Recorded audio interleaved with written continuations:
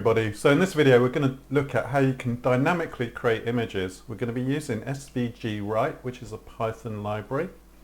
We're going to use some code which is going to create a class instance, and we're going to randomly use differing RGB values to create a collection of images. So if you've seen NFT tokens and looked at crypto kitties or crypto punks, you'll be familiar with what I'm attempting to do. So really this video is just showing the approach, the core approach on how you would go about it. I'm not actually a qualified artist, so I'm not going to create some NFTs for auction. There is a minting fee involved, which actually does cost quite a bit, so you do actually need to be fairly artistic and good at what you're doing, otherwise you're probably not going to get any sales. If you do get sales, you can potentially earn a fortune, and it's obviously very new. It's a very new industry. You can auction your images on Opensea or Ribble. And they're two auction sites which are a bit like eBay for digital assets, and yeah, it's worth keeping an eye on. It's got the potential to be a huge growth industry, and it's all based on the blockchain. So if you've seen my other videos, blockchain really is quite powerful in what it can do and the potential of what it can achieve in the big wide world. So yeah, hope you enjoyed the video, and give me a thumbs up and a subscribe if you like it. So let's get on with it, shall we? Okay, so creating NFT images using Python. Let's go. So we've already looked at the base image, which is basically a PNG, which you can create using any kind of Cartoonify app. You can create your own PNG using whatever you like, Photoshop. The multiple SVG images are going to be created by Python, and then final custom PNG, which is composite, will also be created by Python. What is an NFT? We'll look at understanding the SVG format. Then obviously we'll write the code. And we hope to end up with multiple images. We could end up with 1, 100, 10,000. The code will do it for us. NFT stands for non-fungible token, which we've already covered. So typically they're sold on a marketplace called Opensea, and the platform's famously known as a vast collection of rare digital items and collectibles. The reason why they're rare is because of the blockchain. The blockchain technology, which effectively ensures that you are the sole digital owner of that, what they call an asset. So it's kept unique using the blockchain, and it's like it is copyrighted and you are the exclusive owner if you purchase it with your digital currency. So if you've not seen them before, these are crypto punks, and they are probably the most famous. You may have heard of crypto kitties as well. So anyway, crypto punks, and we see they're all based on very similar kind of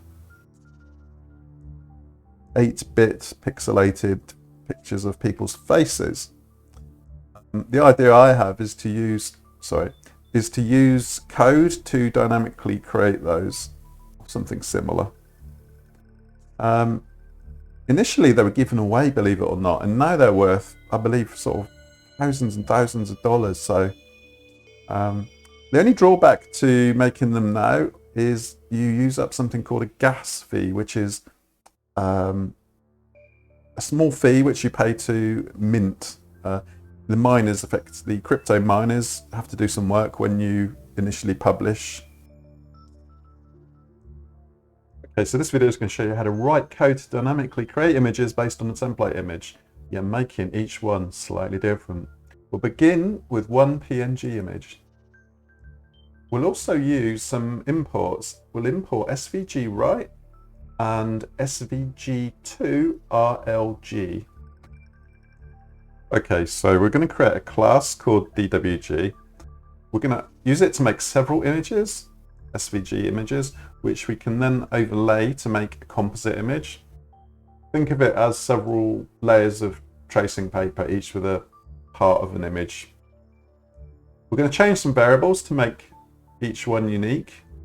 what we'll do is we'll change the position and the color of loads of little rectangles, and it will create kind of a nice effect. So we'll do that, and then we'll repeat that. Okay, so this is just a little preview of the final code. So as you can see, it makes an NFT style image ready for another image to be merged with it. So we'll create numerous SVGs, stack them all together, and then hopefully we'll output a PNG file which we could potentially use as an NFT. So next, this is the drawing class. So I'm creating one class which creates all of the rectangles and the text. Effectively, it's generating what we could call the layers. As you can see, I'm putting in some defaults. So the fill color is 255, but when we create an instance of this class, we will be dynamically modifying the RGB values to give us different colors. And when we actually draw the rectangle, so if you saw earlier, the little rectangles are effectively what creates that sort of colored snow effect, and we're using some randomness there as well, just to alter the position of them. And at the moment they're starting from the top left, which is 0, 0, but we can eventually modify that so that they come in from any corner. The draw text is basically where you could name each character. I don't know if that would be useful or needed, but really I'm just showing that there are many other features available with the SVG rights library. You look at insert there, 55/125, that is just the position, so X and Y position of the start of the text. Fill is the color of the text, the font size is 90, and there's Arial. So let's look at how we can improve the code. I'm going to move over to VS Code now, and then we are going to look at doing some modifications and how we can actually work with the code to create the randomness and the merged output images. So we've got a number of images at the moment equal to 10. That is how many composite images we want to finish up with. If you want to create 10,000 CryptoPunks, then obviously number of images needs to equal 10,000. Then we're just going to iterate with a for loop. So whatever the number of images is here in the bit here, we will end up with R1, R2, R3. Those are the randomness values for R, G, and B. And then we use those in an F string in D2, D3. Basically that's layer 2, layer 3, and then we create a composite image of those layers. And at the end, then we just save, and we save to merged, and then not parentheses, the curly brackets, curly braces, and they have the number of the current iteration. So if we've got number of images as 10, then we will end up with files called merged 1, merged 2, merged 3, and so on. So let's go across to VS Code, and we will look at what we can do to improve the code. Okay, so we're over on my Linux Mint PC running VS Code. You can use Windows, Sublime Text, whatever you like. Import OS, that's going to be used for changing to the default directory. Random, so random is what we're going to use to randomly create different images. SVG write, a Python library to create SVG drawings. Scaled vector graphics. So if you don't know, an SVG basically, as you increase the size of it, you don't lose any clarity. It doesn't go all pixelated. I've defined some constants. Output, image height, image width. So we're doing 400 by 400 for the time being, just for testing, keep it small. Source image, that's my base image, the image which all the other images are going to be based upon. Number of images, that's how many we're going to create. Obviously, if we wanted to create CryptoPunks, 10,000 of them, this number would then be 10,000. Right, this is the class, this is what does all the work. So we create an instance of it here, self, square height, square width, 10 by 10. These are the little squares that appear as kind of I don't know, snow, rain, pattern.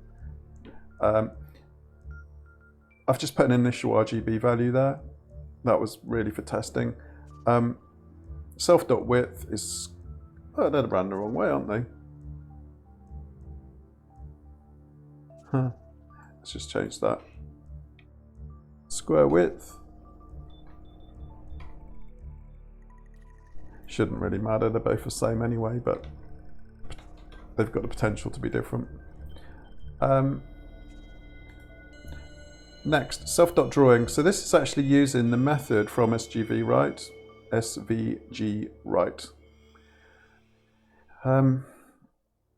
Image height, image width, profile tiny. That is just, you need to read documentation to familiarize yourself with some of the methods and the arguments for SVG Write. Opacity 1.0, obviously you can change any of these. Fill is fill, and fill comes from this value. So when we create it dynamically using random RGB values, we'll be setting fill ourselves when we create the instance. Draw rectangles, so I'm creating some rectangles in the top left, some in the bottom right. That's why I've got two methods here. Draw rectangles TL for the top left, draw rectangles BR bottom right. Oh, that's just the linter. It's telling me I've gone past 80 characters. What we're doing here on line 58, you can see for X in range 0 to self.width, self.width being for, what's self.width? Self.width will be, when we use the instance down here somewhere, self.width, okay, it'd be 15. So what we're going to do is for each iteration, we're going to go and then go across. So X is obviously down, Y is across, and we're going to create rectangles.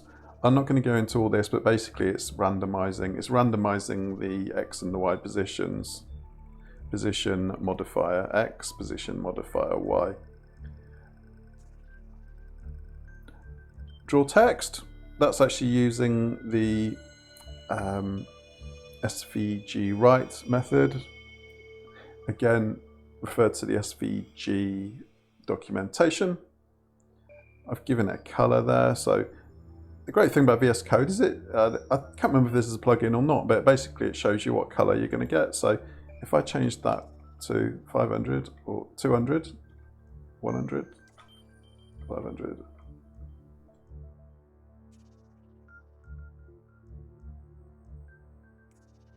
There we go. We've got different colors. Change back to 5. Font size, self-explanatory, all that. At the end, we've created a method which just saves with the file name, and the file name being what we create dynamically as well. And the file name will be created using this F string. Sorry, not the F string. It'll be created using the I for I in range 1 to number of images. So 1, 2, 3, 4, 5, 6, 7, 8, 9, 10.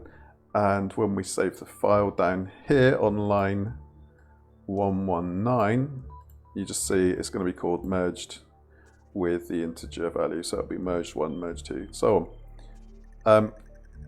Let me just adjust this camera. It keeps moving. Sorry about that. Hopefully that stays there now. I think it's time to run the code. So I'm going to just run it from here. And what have we got? I is not defined.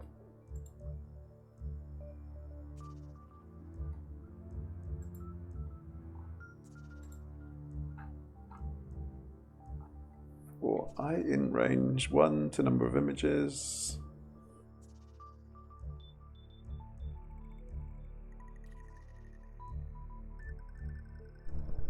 I don't think, let's There's nothing wrong with that. Let's just... Sometimes if you use Code Runner, it complains. Right. So just to show there's no smoke and mirrors going on, let's just do... There we go. So the output, at the moment, I've just had a few test images in there. In fact, I think I could actually delete all of those. Move to trash. There we go. So the output folder is empty. Let's just run this. And no such file or directory. It was looking for Pi 400 SVG.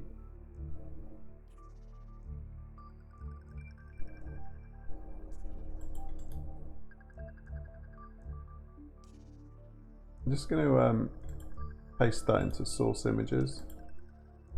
I think off the top of my head I've forgotten. This is the problem when you're dealing with the SVG images. SVGs have got loads and loads of lines of coordinates, in fact thousands. If you open that file, it's really slow, and now I've got to wait for it to catch up with itself. So keep waiting. You don't want to close. Today would be good. Anyway, once you've got your SVG image, you can then obviously convert it, and then if you had 1,000, 10,000 of them, then you can use the code, which I'll show you shortly, to convert those back to PNG. Squares. It's not happy, is it? This is the problem with the SVGs. Yeah, best never to open them. Right, back on dry land. And it's complaining. Oh, so I think I've actually, if I deleted... Right, let's bear with me. Okay, so I think we're ready to run it again. I had a path error with the location of the... So the Pi 400 file needs to be in the output folder. Right, let's just show you what it does. So I'm going to run it from terminal, not Code Runner. Python squares2.py, and then let's just run it. And as if by magic, it's taken a while, 3 megabytes each, gradually refreshing. And you'll see we've got some rather colourful, not exactly CryptoPunks, but I think that's pretty impressive. And you'll see that each one's kind of unique. So you've got one with a red up in the top. Yeah, I mean, you can see for yourself, you don't need me to explain. So you've got green, blue, red, browny, pink, blue, dark blue. And it's created the first, second, and the third. And obviously the first, second, and the third are the first, second, and third, which were the final first, second, and third SVGs, which created the final image. So obviously those three keep overwriting themselves as it iterates through. Good. So hopefully that's I don't know, hopefully that's just shown you what is possible using SVG right. Now the only other thing which you might want to, let's just have a look at those in large. What you might want to just want to know how to do is how to convert these into PNG. So you can do that with code. I'll just show you that in a second. And then obviously the other thing which I will be looking at, and I think I'll do it in the next video, is actually how to animate this. So if you imagine this as an animation, some of the NFT images are actually animated. So yeah, and obviously the text you could potentially generate dynamically. You could have to use an NLTK phrase or NLP phrase, you could use a bag of words. In fact, I may well do that in the next video. So if you'd like to see that with randomly generated names, then I can do that. And let's just, before we wrap up, I'll just show you the code to, this is the code to save the SVG files. Let me just uncomment this. Let's uncomment it. So what you use is you use the import up here, which I referred to earlier. There we go, SVG lib and report lab. So back down here, what you do is you say drawing equals svg2 first svg, and then when you run it, it would actually render that svg to same name really, but just different file extension. So I hope you've enjoyed the video. If you want the code, then drop me a comment and I can put it on GitHub and make it public. If you don't understand bits of it, then drop me a line in the comments. Happy to explain it or to do another video. If you'd like me to do another video showing how to actually animate the SVGs, then I can do that as well. So yeah, drop me a comment.